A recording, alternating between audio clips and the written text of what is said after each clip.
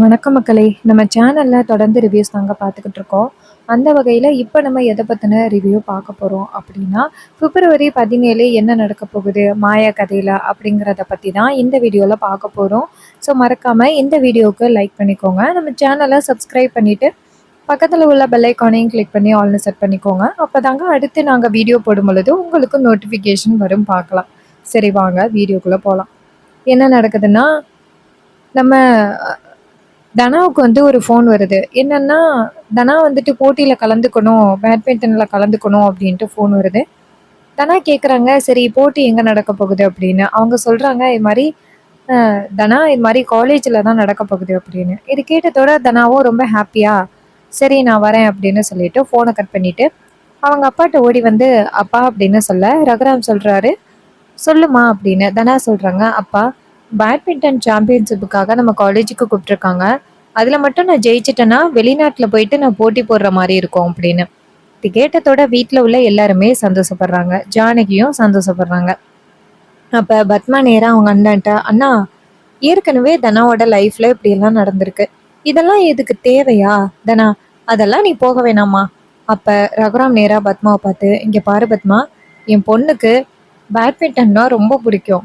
அவ சின்ன வயசுலேருந்தே அதுல கலந்துக்கணும், இதுல ஜெயிக்கணும் அப்படின்னு வெறியோட உள்ளவ. இந்த வீட்ல நடந்த பிரச்சனைக்காக அவள நான் அதுல கலந்துக்க வேணாம் அப்படின்னு நான் சொல்ல முடியாது. தனா, உனக்கு என்ன விருப்பமோ அதை செய்யு." இது கேட்டதோட தனா சொல்றாங்க, "அப்பா, கண்டிப்பா இன்னைக்கு நடக்க போற போட்டியில நான் ஜெயிச்சிருவேன். அதுக்கப்புறம் வெளியில கிளம்புற மாதிரி இருக்கும்" அப்படின்னு. அப்ப சீனு சொல்றாரு, "மாமா, வெளியில கிளம்புற மாதிரி இருந்தா தனாவுக்கு இந்த பாஸ்போர்ட் எல்லாம் வேணுமே மாமா." அப்ப ரகுராம் சொல்றாரு, "அதுக்கு என்ன, உடனே ரெடி பண்ணிடலாம். சீனு, தனாவோட டீட்டெயில்ஸ் எல்லாம் நமக்கு தெரிஞ்ச ஒரு கடை இருக்குல்ல, அங்க குடுத்துரு. அவங்க ரெடி பண்ணிருவாங்க." இத கேட்டதோட சீனுவும், "சரிங்க மாமா, தனாவுக்காக நான் என்ன வேணாலும் பண்ணுவேன்" அப்படின்னு. இத கேட்டதோட ரகுராம, "சரி, தனாவுக்கு அந்த பாஸ்போர்ட்ட மட்டும் ரெடி பண்ணு." இது கேட்டதோட தனா ரொம்ப சந்தோஷப்படுறாங்க. "அப்பா, நான் ஜெயிப்பனா என்ன அப்படின்னு கூட தெரியாம என் மேல ரொம்ப நம்பிக்கையோட நீங்க எனக்காக பாஸ்போர்ட் வரைக்கும் எடுக்குறீங்க." ரகுராம் சொல்றாரு, "அப்புறம் தனா, உன்னை ஜெயிக்க யாரு இருக்கா? இங்க பாரு, நீ கண்டிப்பா இன்னைக்கு நடக்க போற அந்த சாம்பியன்ஷிப்ல நீ ஜெயிக்க தான் போற" அப்படின்னு ரகுராம் சொன்னதோட தனா சொல்றாங்க, "சரிப்பா" அப்படின்னு. அதுக்கப்புறமா நம்ம ஜானகியும் தனாவை பார்த்துட்டு ரொம்ப சந்தோஷப்படுறாங்க. அப்ப ஜானகி நேரா தனாட்ட வந்துட்டு, "தனா, இன்னைக்கு நடக்க போற போட்டியில நீ தான் ஜெயிப்ப பாரு. ஓ, எல்லாருமே தோத்து போய் நிக்க போறாங்க." அப்ப தனா சொல்றாங்க, "அம்மா, நான் கண்டிப்பா ஜெயிப்பேன். ஜெயிச்சு வெளிநாட்டுக்கு போய் இன்னும் நிறைய மெடல்ஸ் எல்லாம் வாங்கிட்டு வருவேன்" அப்படின்னு சொல்லி தனா ரொம்ப சந்தோஷமா பேசிக்கிட்டு இருக்காங்க. அப்ப நம்ம கதிர் பாக்குறாரு. கதிரை பார்த்ததோட தனாவோட முகமே மாறுது. அப்ப பத்மா வந்துட்டு பாக்குறாங்க. பார்த்ததோட பத்மா நேரா ரகுராம் கிட்ட, "அண்ணா, எனக்கு என்னமோ தனா இன்னைக்கு போட்டியில ஜெயிக்க போற மாதிரி தெரியல." அப்ப ரகுராம் கோவப்பட்டு, "ஏன் பத்மா இப்படி பேசுற?" அப்படின்னு. அப்ப தனா சொல்றாங்க, "சித்தி, என்ன சித்தி இப்படி பேசுறீங்க?" அப்ப அவங்க சொல்றாங்க, "ஆமா, உன்னோட கவனப்புறா இப்ப எல்லாம் போட்டி மேல இருக்கிற மாதிரி தெரியலையே." அப்ப தனா முறைக்கிறாங்க. அதுக்கு பத்மா சொல்றாங்க, "இல்ல தனா, நான் பொதுவா தான் சொன்னேன்." அப்ப ரகுராம் சொல்றாரு, "பத்மா, என் பொண்ண பத்தி எனக்கு தெரியும். அவ போட்டியை தவிர்த்து வேற எதுலயும் கான்சென்ட்ரேஷனா இல்ல." அப்ப தனா சொல்றாங்க, "ஆமாப்பா, நான் கண்டிப்பா போட்டியில ஜெயிப்பேன்" அப்படின்னு. அப்ப பத்மா சொல்றாங்க, "எனக்கு என்னமோ நம்பிக்கை இல்ல" அப்படின்னு சொல்ல, இது கேட்டதோட மணி சொல்றாரு, "பத்மா, எல்லாரும் ரொம்ப சந்தோஷமா இருக்கோம். தனா இந்த போட்டியில ஜெயிச்சா அவ வெளிநாடு போய் இன்னும் நிறைய மெடல்ஸ் எல்லாம் வாங்குவா அப்படின்னு நம்ம எல்லாருமே ரொம்ப சந்தோஷத்துல இருக்கும் பொழுது, நீ எதுக்கு இப்படி தேவையில்லாம இப்படி எல்லார் மனசுலயும் இப்படி நஞ்ச விதைக்கிற?" அப்ப பத்மா சொல்றாங்க, "என்னங்க, எனக்கு என்ன தெரிஞ்சுச்சோ அதை தான் சொன்னேன். எதுக்கு நீங்க என் மேல தேவையில்லாம பேசுறீங்க? இங்க பாருங்க, தனா வந்துட்டு ஒன்றும் முன்னாடி மாதிரி இல்லையே. கல்யாணத்துக்கு முன்னாடி தனாவுக்கு எந்தவித கவலையும் இல்லை, அவ ஹாப்பியா இருந்தா. ஆனா இப்ப தனாவை பார்த்தீங்கிட்டீங்களா, பிடிக்காத ஒருத்தனை கல்யாணம் பண்ணிட்டு அவங்க அப்பாவும் அம்மாவும் பிரிஞ்சிருக்காங்க. அப்புறம் வீட்ல பல பிரச்சனை நடந்துகிட்டு இருக்கு. இது எல்லாத்தையும் தாண்டி அவளுக்கு எங்கங்க கான்சென்ட்ரேஷன் இருக்கும்? கண்டிப்பா அவ நினைப்பு பூரா குடும்பத்து மேல தான் இருக்கும். இதனால அவ தோத்து போறதுக்கு நிறைய வாய்ப்பு இருக்கு." இது கேட்டதோட மணி சொல்றாரு, "உன் வாய கழுவு பத்மா. நீ ஏன் தனா தோக்கணும் அப்படின்னு சொல்லி கொடுப்ப போல." அப்ப பத்மா சொல்றாங்க, "ஏதோ எனக்கு தெரிஞ்சதை தான் சொன்னேன்." இது கேட்டதோட ரகுராம் சொல்றாரு, "இங்க பாரு பத்மா, என் பொண்ணெல்லாம் அப்படிப்பட்டவ கிடையாது. அவளுக்கு போட்டின்னா போட்டி தான். கண்டிப்பா ஜெயிப்பா. என்ன தனா?" தனா சொல்றாங்க, "ஆமாப்பா, நான் கண்டிப்பா போட்டியில ஜெயிப்பேன். இது மாதிரி இத்தனை நாளா இந்த குடும்பத்துக்குள்ள அடுத்தடுத்து கெட்டது தான் நடந்துகிட்டு இருக்கு. நான் ஜெயிக்க போற இந்த விளையாட்டு தான் நம்ம குடும்பத்துக்குள்ள ஒரு சந்தோஷத்தை கொண்டு வரப்போகுது. இதை கேட்டதோட ரகுராமும் ரொம்ப சந்தோஷப்படுறாரு. அதுக்கப்புறமா நம்ம மாயாவும் ரொம்ப ஹாப்பியா இருக்காங்க. தனா பேட்மிண்டன் விளையாட போறா அப்படிங்கிறதுக்காக. அதே நேரத்துல நம்ம ஜானகி நேரா மாயா கிட்ட, மாயா இன்னைக்கு தனா விளையாட போறாள்ல, நம்ம எல்லாருமே சேர்ந்து போய் பார்ப்போம். இது கேட்டதோட மாயா சொல்றாங்க, ஆமா பெரியம்மா, எல்லாரும் போவோம். அப்ப நம்ம தனா என்ன பண்றாங்கன்னா நேரா ரூமுக்கு போறாங்க. அப்ப நம்ம கதிர் அங்க இருக்காரு. அப்ப கதிரை பார்த்ததோட தனா நேரா கதிர் கிட்ட, கதிர் அப்படின்னு சொல்ல, கதிர் சொல்றாரு, தனா இந்த சாம்பியன்ஷிப்ல நீ எப்படியாவது ஜெயிச்சிடணும். சித்தி தேவையில்லாம உன்னை ரொம்ப சந்தேகப்படுறாங்க. அப்ப தனா சொல்றாங்க, கதிர் நான் நல்லா ஜெயிச்சிருவேன், நீ எதுக்கும் கவலைப்படாத, என் திறமைய பத்தி எனக்கு தெரியும். அப்ப கதிர் சொல்றாரு, இல்ல தனா, அவங்களும் ஒரு பக்கம் சொல்றது உண்மைதானே. குடும்பத்துல அடுத்தடுத்து பிரச்சனை நடந்துகிட்டு இருக்கிறதுனால ஒருவேளை உனக்கு கான்சென்ட்ரேஷன் விலகி இருக்கிறதுக்கு கூட வாய்ப்பு இருக்குல்ல. அப்ப தனா சொல்றாங்க, ஏன் கதிர், என் மேல உனக்கு நம்பிக்கை இல்லையா? கதிர் சொல்றாரு, ஐயோ தனா, அப்படியெல்லாம் இல்ல, நீ கண்டிப்பா ஜெயிப்ப. ஆனா சித்தி சொல்றத நடந்துடக்கூடாது. கண்டிப்பா நீ தோத்து போறதுக்கு அவங்க ஏதாவது பண்ணுவாங்க. தனா சொல்றாங்க, அதுக்கெல்லாம் வாய்ப்பே இல்லை கதிர், நான் கண்டிப்பா ஜெயிப்பேன் அப்படின்னு சொல்றாங்க. இதை கேட்டதோட கதிரும் சரி தனா அப்படின்னு சொல்ல, அப்ப தனா சொல்றாங்க, இங்க பாரு கதிர், நான் சாம்பியன்ஷிப்ல விளையாட போறேன். அதுல விளையாண்டுட்டா வெளிநாடு போற அளவுக்கு எனக்கு வாய்ப்பு கிடைக்கும்.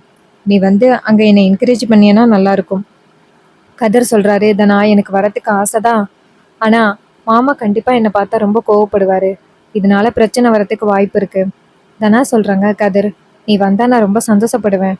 உடனே கதிர் சொல்றாரு, சரி தனா, நான் உனக்காக வரேன் அப்படின்னு சொல்றாரு. அதுக்கப்புறம் நம்ம பத்மாவை காமிக்கிறாங்க. பத்மா நேரா பார்வதி கிட்ட, இங்க பாரு பார்வதி, தனா மட்டும் இன்னைக்கு போட்டியில ஜெயிச்சான்னா அதுக்கப்புறம் அண்ணன் என்ன நினைப்பாரு? நம்ம பொண்ணு நல்லா தான் இருக்காரு, அவளுக்கு தனாவுக்கு எந்த பிரச்சனையும் இல்லை, அவ நல்லா தான் இருக்கா அப்படின்னு நினைப்பாரு. அதை விடவே கூடாது. தனாவுக்கு போகும் பொழுது ஜூஸ்ல ஏதாவது கலந்து கொடுத்துடணும். தனா கண்டிப்பா போய் போட்டி போடும் விளையாடும் பொழுது மயக்கம் மட்டும் கீழே விழுந்துருவா. இதை பார்த்ததோட நம்ம என்ன பண்ணணும்னா, இது எல்லாத்துக்குமே காரணம் அந்த கதிர் தான். கதிருக்கு அடிபட்டதுனால தனா விழுந்து விழுந்து கவனிச்சு இப்படி ஆகிருச்சு தனாவுக்கு அப்படின்னு சொல்லி நம்ம பேசினோம்னா கண்டிப்பா அண்ணனும் கதிரை செம்மையா திட்டுவாங்கல்ல. இது கேட்டதோட பார்வதி சொல்றாங்க, அக்கா செம்ம ஐடியாக்கா, கண்டிப்பா இதை வச்சு அந்த கதிரை வீட்டை விட்டு துரத்திடலாம். அதுக்கப்புறம் வீட்டுக்கு வந்துட்டு பாஸ்போர்ட் வருது. அப்ப நம்ம தனா வீட்டுல உள்ளவங்க எல்லாரும் வராங்க. அப்போ ஒரு சார் வந்துட்டு நேரா ரகுராம் கிட்ட, சார் தனா மேடத்தோட பாஸ்போர்ட் வந்துருச்சு அப்படின்னு சொல்ல, ரகுராமும் அந்த பாஸ்போர்ட்டை வாங்குறாரு. பாஸ்போர்ட்டை வாங்கிட்டு பாக்குறாரு. பார்த்தா அதுல வந்துட்டு தனா பக்கத்துல ரகுராமோட பேர் இல்ல, கதிரோட பேர் இருக்கு. அதை பார்த்ததோட ரகுராமுக்கு செம்ம ஷாக்கு. அந்த பாஸ்போர்ட்டை தூக்கி வீசுறாரு. என்ன இது அப்படின்னு கேட்க, அவர் கேட்குறாரு, சார் என்னாச்சு சார், ஏதாவது பேரு மிஸ்டேக்கா, எல்லாமே நான் கரெக்டாக தானே சார் பண்ணியிருக்கேன். அதுக்கு ரகுராம் சொல்றாரு, இங்க பாரு, தனாவுக்கு பக்கத்துல ஏன் பேர் இல்லாம வேற எவனோட பேரும் இருக்கு, எதுக்கு? அதுக்கு அந்த சார் சொல்றாரு, சார் தனாவுக்கு சட்டப்படி கல்யாணம் ஆகிருச்சு சார், அதுல எந்தவித மாற்றமும் இல்லை, அதனால தனாவோட ஹஸ்பண்ட் பேர் தான் சார் போடணும். அப்ப ரகுராம் சொல்றாரு, இங்க பாரு, அவனுக்கும் இவளுக்கும் எந்தவித சம்மந்தமும் இல்லை. அப்ப அவர் சொல்றாரு, சார் சட்டப்படி அவங்க 2 பேருமே ஹஸ்பண்ட் அண்ட் ஒய்ஃப் தான் சார். ஒருவேளை அவங்க பேர் வந்துட்டு உங்க பேர் போடாம அவங்க பேர் போடாம உங்க பேர் போட்டா இது செல்லாது சார். இது கேட்டதோட ரகுராமுக்கு செம்ம கோவம். அப்ப நம்ம தனா அமைதியா நிக்க, அப்ப பத்மா சொல்றாங்க, பாத்தீங்களா அண்ணா, இப்ப எது வரைக்கும் வந்து நிக்குதுன்னு. அண்ணா நீங்க இப்படியே அமைதியா இருக்க இருக்க தனாவோட வாழ்க்கை இப்படி போயிட்டே இருக்கும். தனா சாம்பியன்ஷிப்ல ஜெயிச்சுட்டான்னா அவ எப்படி பாஸ்போர்ட் இல்லைன்னா அவளால எப்படி போயிட்டு வெளிநாட்டுல விளையாட முடியும்? இது கேட்டதோட ரகுராம் சொல்றாரு, இதை நான் சட்டப்படி எப்படி பார்க்க முடியுமோ அப்படி பாத்துறேன். இது கேட்டதோட தனாவுக்கு ரொம்ப அதிர்ச்சி. அப்ப பத்மா நினைக்கிறாங்க, கண்டிப்பா அண்ணன் இந்த முடிவை தான் எடுக்க போறாரு அப்படின்னு. அப்ப ரகுராம் நேரா அவர்கிட்ட, இங்க பாரு, இதை கொண்டு போய் எங்கேயாவது கொளுத்தி போடு, நான் என் பொண்ணுக்கு சட்டப்படி என்ன பண்ணா என் பேரு பக்கத்துல வருமோ அதை பாத்துக்கிறேன் அப்படின்னு சொல்லிட்டு ரகுராம் அந்த இடத்துல இருந்து போக, அப்ப பத்மா இதை பார்த்துட்டு ரொம்ப அதிர்ச்சி ஆகுறாங்க. அப்ப பத்மா நேரா பார்வதியை போய் பாக்குறாங்க. பார்வதி நேரா பத்மாவை பார்த்துட்டு, சொல்லுங்கக்கா என்னாச்சு, ஏதோ அவசர அவசரமா சொல்ல வந்தீங்க. பத்மா சொல்றாங்க, ஒரு நிமிஷம் இரு, என் புருஷன் உன்கிட்ட பேசும் பொழுது வந்து ஒட்டு கேட்குறாரு அப்படின்ட்டு போயிட்டு கதவை சாத்த பார்வதி கேட்குறாங்க, அக்கா என்னாச்சுக்கா, ரொம்ப ஏதாவது பிரச்சனையா? அப்ப பார்வதி சொல்றாங்க, இங்க பாருங்க என்னாச்சுன்னு சொல்லுங்க, எனக்கு ஒரே பதட்டமா இருக்கு. பத்மா சொல்றாங்க, இங்க பாரு பார்வதி, அண்ணன் இன்னைக்கு சூப்பரான ஒரு முடிவு எடுத்திருக்காரு. பார்வதி கேக்குறாங்க, என்ன முடிவுக்கா? அப்ப பத்மா சொல்றாங்க, அண்ணன் வந்துட்டு அந்த தனாவுக்கும் கதிருக்கும் விவாகரத்து ஏற்பாடு பண்ண போறாங்க. இதை கேட்டதோட பார்வதிக்கு ரொம்ப சந்தோஷம். என்னக்கா சொல்றீங்க? உங்ககிட்ட அண்ணன் சொன்னாரா? அப்ப பத்மா சொல்றாங்க, அண்ணன் என்கிட்ட சொல்லல. ஆனா அவர் பேசுறத பார்த்தா அப்படிதான் இருக்கு. கூடி சீக்கிரம் அந்த பத்மாவுக்கும் அந்த தனாவுக்கும் கதிருக்கும் விவாகரத்து ஏற்பாடு பண்ண போறாரு. சொல்ல முடியாது. நாளைக்கே வக்கீல் வந்தாலும் ஆச்சரியப்படுறதுக்கு இல்லை. இதை கேட்டதோட பார்வதிக்கு ரொம்ப சந்தோஷம். அக்கா, செம்ம சூப்பரான ஒரு விஷயத்தையில சொல்லியிருக்கீங்க. அப்ப அந்த கதிரோட ஆட்டம் அவ்வளவுதான்.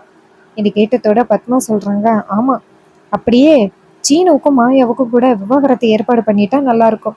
அதுக்கு பார்வதி சொல்றாங்க, ஆமாக்கா, இந்த சீனு வந்ததுலேருந்து மாயாவும் ரொம்ப ஓவரா தான் பண்ணிக்கிட்டு இருக்கா. அவளுக்கும் சேர்த்து விவாகரத்து ஏற்பாடு பண்ணணும். அப்பதான் அவளை எல்லாம் ஒரு வழி பண்ணலாம். அவளை ஃபர்ஸ்ட் இந்த வீட்டை விட்டு துரத்தனுக்கா அப்படின்னு. அப்ப பத்மா சொல்றாங்க, ஆமா பார்வதி, எனக்கு அவளை பார்த்தாலே கொஞ்சம் கூட பிடிக்கவே இல்லை. சீக்கிரம் இந்த விவாகரத்தை ஏற்பாடு பண்ணணும் அப்படின்னு. அப்புறமா தனாவை காமிக்கிறாங்க. கதிர் நேரா தனாவை பார்த்து, தனா என்னாச்சு? உன் மகமே சரியில்லை, ஏதாவது பிரச்சனையா? தனா சொல்றாங்க, இன்னைக்கு வந்துட்டு பாஸ்போர்ட் வந்துச்சு. அப்ப கதிர் சொல்றாரு, ஆமா, வெளிநாட்டுக்கு போயிட்டு சாம்பியன்ஷிப்ல சேர்ந்துக்கணும்னு சொன்னியே, ஸோ அதுக்காகவா? தனா சொல்றாங்க, ஆமா. அப்ப கதிர் கேக்குறாரு, இதுல என்ன பிரச்சனை தனா? ஏன் உன் முகம் வாடி போயிருக்கு இங்கே போறதுனால? கதிர் கேக்குறாரு, பாஸ்போர்ட்டு ரெடி பண்ணி போக போற, இதுல என்ன ஆச்சு? தனா சொல்றாங்க, இல்ல, பாஸ்போர்ட்ல என் பேரோட சேர்த்து உன் பேர் இருக்கிறத பார்த்துட்டு அப்பா ரொம்ப கோவப்பட்டாரு. அதனால சட்டப்படி என்ன பண்ண முடியுமோ அதை பண்றேன்னு சொல்றாரு. இது கேட்டதோட கதிருக்கு ரொம்ப அதிர்ச்சி ஆகுது. அப்ப கதிர் சொல்றாரு, தனா, அப்ப மாமா என்ன முடிவெடுக்கிறாரோ அதையே நீ சரின்னு சொல்லு. அப்ப தனா சொல்றாங்க, என்ன கதிர் இப்படி சொல்ற? அப்ப கதிர் சொல்றாரு, அப்புறம் என்ன தனா பண்றது? இது மாதிரி உங்க அப்பாவுக்கு எதிராகவும் உன்னால எதுவும் பேச முடியாது. அப்புறம் என்ன பண்றது? இதை செஞ்சுதான் ஆகணும் அப்படின்னு.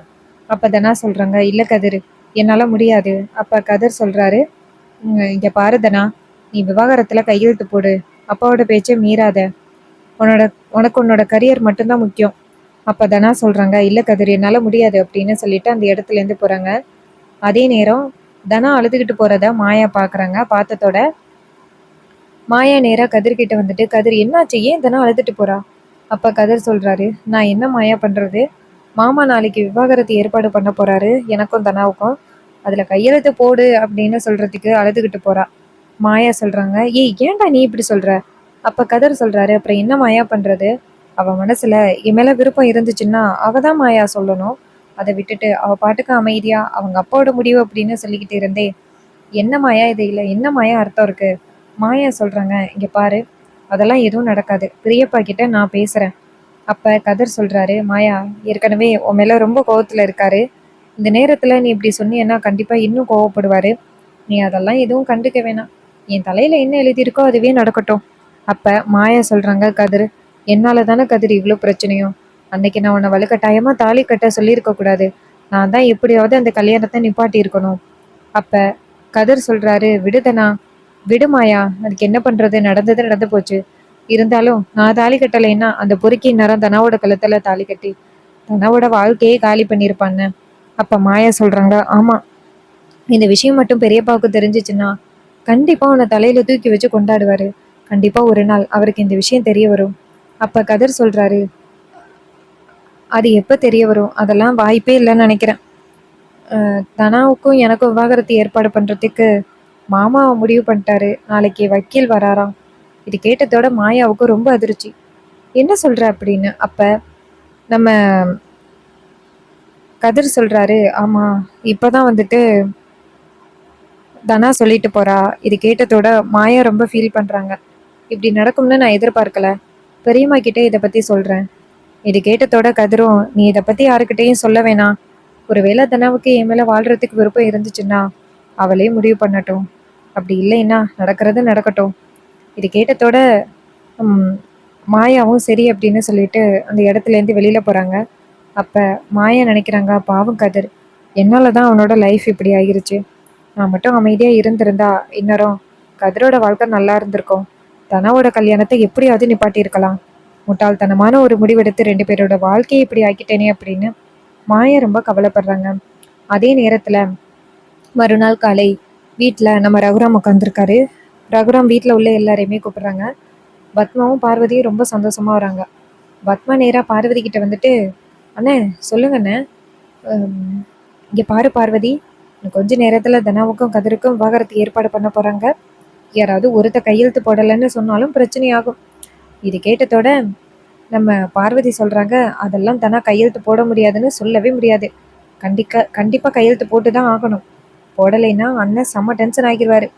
அப்பன்னு பார்த்து ரகுராம் சொல்கிறாரு, இங்கே பாருங்க, எல்லாரையும் முக்கியமான விஷயத்துக்காக தான் இங்கே வர சொன்னேன். அப்போ பத்மா கேட்குறாங்க, சொல்லுங்கண்ணா, என்ன முக்கியமான விஷயம்? அப்போ ரகுராம் சொல்கிறாரு, கொஞ்ச நாளைக்கு முன்னாடி காளி கோவிலில் தனாவுக்கும் கதிருக்கும் இனிமேல் எந்த சம்மந்தமும் இல்லை அப்படின்னு சொல்லிட்டு காசை வெட்டி போடுறேன் அப்படின்னு சொன்னேன்னு. ஆனால் கடைசி நேரத்தில் கண்டவங்களும் வந்து அதை தடுத்துட்டாங்க. ஆனால் இப்போ சட்டப்படி நான் இப்போ முடிவு எடுக்க போகிறேன். இதை கேட்டதோட பாட்டி கேட்குறாங்க, ரகு என்னப்பா இது? அப்போ ரகுராம் சொல்கிறாரு, ஆமாம்மா, என் பொண்ணுக்கு ஒரு பாஸ்போர்ட் ரெடி பண்ணணும் அப்படின்னாலும் கண்டவனோட பேர் என் பொண்ணோட பேருக்கு பக்கத்தில் இருக்கிறத பார்த்துட்டு எனக்கு பிடிக்கவே இல்லை.